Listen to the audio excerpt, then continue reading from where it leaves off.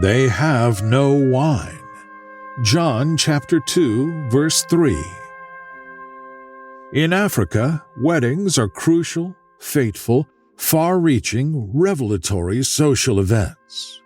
They are not merely joyful, private, personal celebrations, but momentous, cosmic, communal actions.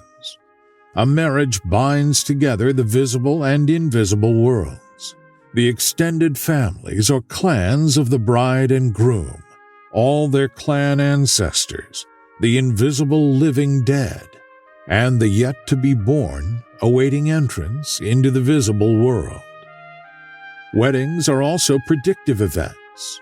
Nothing should go wrong during such a pivotal social affair. Everything needs to go right. Plenty of happy people, plenty of food, plenty of dancing, plenty of noise. Lavishness, a sign of abundant babies to come, is critical. If something goes wrong, it is more than a regrettable blunder. It is a distressing sign of impending evils. Ancient Galilee, it turns out, had much in common with contemporary Africa. Things and signs should go just right at a wedding. That's why I empathize with Mary.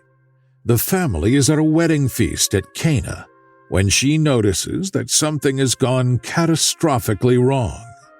Filled with dread, Mary tells her son they have no wine. That's not a good sign, and here's why. More than an inconvenience or an embarrassment, this is a social disgrace. No one runs out of wine at a wedding. The families of the bride and groom would endure this shame for generations to come. In fact, given the superstitions of the day, the unlucky bride and groom would become pariahs to be avoided at all costs. So Mary's concern for the well-being of her hosts, their reputation, is almost palpable. And what does Mary's son say in the midst of this looming social calamity? Jesus answers his anxious mother this way, "Woman, how does your concern affect me?" See what I mean about feeling for Mary? Of course, we tend to forget that, because we know that Jesus did perform a miracle that day, one that left the guests remarking that the best wine had been saved for last. But I ask myself, why did he wind up showing such compassion for the partygoers of this tiny, insignificant, microscopic, and totally forgettable wedding feast at Cana? What is the meaning of this caring act for a seemingly inconsequential event in the life of our universe? Friend, one of the most revelatory mission stories I ever heard came from a Maryknoll brother I knew who served in China as a teacher of university students. One day on the way to class, he stopped to bend down over a puddle of water to save earthworms from drowning. A few of his students had witnessed the rescue and mocked him when he arrived in class. Without missing a beat, he asked them to put themselves in the worm's place. With that, some of the students began to weep.